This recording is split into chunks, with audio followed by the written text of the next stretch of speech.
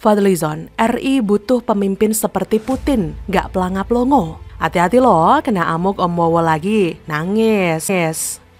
Biaran, ya, dan seolah menjadi semacam perlindungan terhadap saudara Ahok yang jelas-jelas sudah melakukan pelanggaran hukum. Apakah DPR akan memberikan tekanan begitu? Ya tentu setelah saja. ini. Tentu saja. Internal Prabowo langsung kelihatan gamangnya. Fadlizon adalah anak kesayangan Prabowo dulunya. Fadlizon sejak muda dekat sekali dengan Orde Baru. Bahkan sesudah jadi mahasiswa, dia pernah duduk di kursi empuk Majelis Permusyawaratan Rakyat sebagai wakil pemuda. Apa sih manfaat Prabowo bergabung dengan pemerintahan Jokowi? Jawabnya ya nggak ada.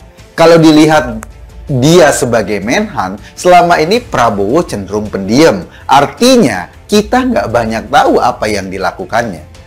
Waketum Gerindra, Fadlizon, kembali melempar bola panas di akun Twitternya. Fadli menyatakan kalau ingin bangkit dan jaya, Indonesia butuh pemimpin seperti Presiden Rusia Vladimir Putin. Yang menurut Fadlizon, Presiden Rusia itu berani, visioner, cerdas, berwibawa, gak banyak ngutang, dan gak pelangap-longo. Ia mengungkapkan itu lewat akun Twitter pribadinya. Pernyataan Fadlizon tersebut langsung ditanggapi oleh seorang warganet bernama Habib Slow.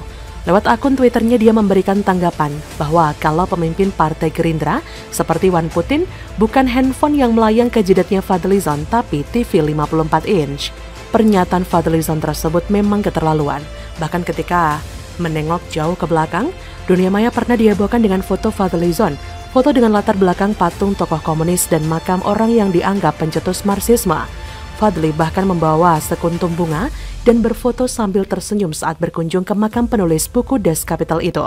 Setelah didesak sedemikian rupa, Fadli mengaku tertarik foto bersama Lenin pada 2002 lalu karena pernah mempelajari sejarahnya saat ia kuliah sastra Rusia di Universitas Indonesia. Anehnya, Fadli menambahkan ziarah ke makam Marx sama halnya dengan berziarah ke makam-makam Wali Songo serta proklamator Soekarno dan Muhammad Hatta. Meskipun begitu, Fadlizon menegaskan jika dirinya sama sekali tidak mengagumi tokoh-tokoh tersebut. Yang bener Om. Tapi sungguh memang sangat ironis setiap jawaban Fadli selalu bertolak belakang dan seakan mencela-mencela, mengaku tidak mengagumi tokoh komunis tapi menziarahi makam, kemudian membandingkan dengan ziarah makam ke Wali Songo. Bawa seikat bunga lagi. Aduh Om. Jadi gak heran sebenarnya Fadli itu seorang pecinta komunis, Karl Marx. Jadi gak heran kalau dia suka sekali dengan presiden komunis. Kita tidak memihak Rusia atau Ukraina ya. Tapi jika NKRI yang menganut paham demokrasi ini dipimpin oleh presiden semacam Putin ya gak cocok. Mending Om Fadli saja yang pindah ke Rusia. Di Indonesia gak berguna juga dia. Cuma jadi provokator bangsa. Minggat Om.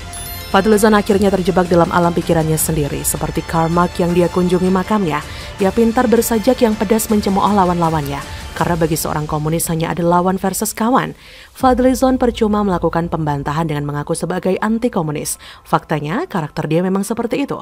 Fadlizon yang menjabat sebagai wakil ketua umum Partai Gerindra sudah pasti cukup mempunyai pengaruh yang besar dalam Partai Gerindra. Sehingga wajar saja logika nalar Fadlizon menular ke dalam kader dan simpatisan Gerindra. Akibat nalar sesat yang berpedoman kawan versus lawan, maka wajar bila lahir Saracen dan MCA yang sangat dekat dengan baunya Gerindra.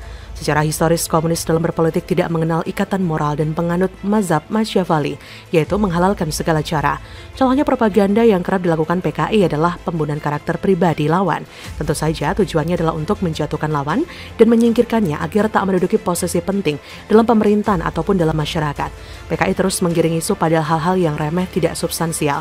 Maka, isu-isu komunis digiring pada isu-isu dangkal, karena masyarakat biasa lebih mudah mencerna hal-hal dangkal. Lagian Gerindra bukan partai berhaluan komunis, tapi elit politiknya itu Fadlizon pengagum Vladimir Putin dan terbukti pernah mengunjungi makam dedengkotnya komunis. Di Indonesia, paham komunis terlebih Partai Komunis Indonesia alias PKI tak ubahnya sebuah momok menakutkan. Saracen dan MCA dalam hal ini menyebarkan hoaks bangkitnya PKI serta tentang fitnah bahwa Presiden Jokowi dan orang-orang di dekat beliau berbau PKI.